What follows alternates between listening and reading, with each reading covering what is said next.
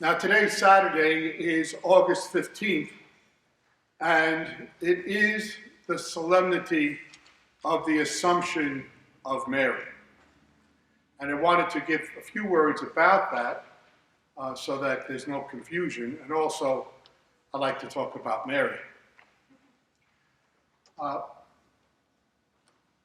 First of all, this normally would be a holy day of obligation. Years ago, the Catholic bishops decided that 3 holy days, August 15th, November 1st, All Saints' Day, and January 1st, Feast of Mary, the Mother of God, if they fell on a Saturday or a Monday, the obligation to attend Mass is removed. It's still a solemnity, but the obligation is removed. But the Assumption of Mary, rather recent, at least in my time, it was one of the precepts that the Pope spoke, what they say, ex cathedra, from the chair, using his infallible decision, and said and spoke out about the Assumption of Mary. And that Mary, at the end of her life, was assumed into heaven, body and soul, so that death never corrupted her body. Why would that be? And I'll go back 8 years ago. It was my mother's birthday, and we went to see her, and she's laying on the couch in her living room. Now, this is really, really important to note. The couch in the living room was not for us, it was for company. And it always had a covering on it or a plastic cover of some sort. No, we did not sit on the couch. And there's the couch without a covering and my mother laying on it. You knew she was pretty sick. She was happy to see all of us. And we sang happy birthday to her. Of course, we couldn't use candles because she was on oxygen. That would have been messy. And we sang, and she was happy to have us with her. I could see, though, that it was not good. And my mother and I never always got along. That might surprise you. But I knew that she made so many sacrifices for her children, for her family. She always did it with a good heart. Unfortunately, sometimes what she was thinking never went through a filter and you heard her speak it. So that was always tough. But seeing her laying there, oh, how I wish I could do something. But I couldn't. Now, Jesus loved his mother. And he knew the sacrifices she made as a mother. She knew that she would suffer. She was told by the prophet that she would suffer. A sword will pierce your heart. And right away, she had to struggle, to run into Egypt to save her son, to search for him when he was 12 years of age, to see him carrying the cross, to see him hung on the cross, to hold him in her arms when he was taken down from the cross. Mary had to suffer, and that's just what we know about from the Bible. So I sincerely believe that as much as I wish that I could do something for my mother and couldn't, Jesus wished that he could do something for his mother, and he could. And so she was assumed, body and soul, into heaven without having to undergo corruption. And that, to me, is the reason why we have the Assumption of Mary. And Mary remains foremost in our hearts. She is not God. We don't worship her as God. Yet we have devotions to her because she is the mother of God.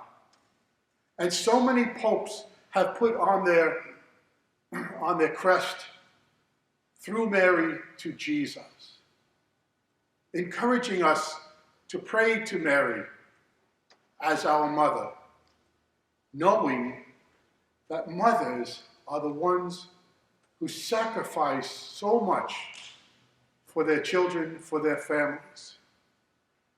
To use Mary as a sounding board, to use Mary as someone we can pray to when we're struggling, when we need help, to thank Mary for the good things that she's done.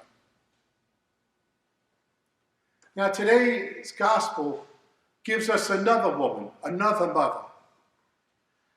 Now, politically, Tyre and Sidon are where we might now call Lebanon. And it was near the coast, so maybe near where that explosion was a few weeks ago. Lebanon was basically pagan. And Jesus went to that area, Tyre and Sidon, to pretty much escape Herod and his cronies who were chasing him. Now, this woman was a pagan. And just as the Israelis and the Palestinians fight each other now, at that time, there was very little good feelings between the Jewish people and the pagans. Jesus even uses a word that was colloquial at the time. He refers to this woman. Were you shocked? I know I was. Every time I read this, I'm shocked. He refers to this woman as a dog. And that is the way the people refer to the pagans. Even now, the Jewish people call us Gentiles. And the Yiddish word for Gentile is goyim, goyim. And if they want to call someone stupid, they call them goyishakap, Gentile head. It still exists. The animosity is still there. Yet this woman was a mother, and she would not be pushed away. It is not right to give the food of the children to the dogs. Oh, this woman says, but sir, even the dogs eat the scraps that are thrown from the table. Wow. That was a test. Jesus is not encouraging us to use that type of language for other people. He was testing this woman, and she passed with flying colors. Even the dogs get the scraps. Oh, woman, your faith is great. Your daughter is healed. What a lesson for us today. In fact, today's readings have several lessons for us. The first reading, you'll find a synopsis on that on the front of our bulletin. My house shall be called a house of prayer for all peoples. St. Patrick is welcoming all peoples. Our church welcomes all people without any regard. This church is inclusive. True that some of our sacraments may be exclusive to certain Catholics who are properly disposed. It's true. Worshipping here is open to everyone. And it was said right here, going back to Isaiah, my house shall be called a house of prayer for all peoples. Lesson 1. Lesson 2. Jesus heals when we ask. Now, it may not be as immediate as we want it, and I can tell you for me it hasn't been. Something is healed. Maybe I become better from the prayer. Maybe I'm able to handle the situation better. Something is healed all the time.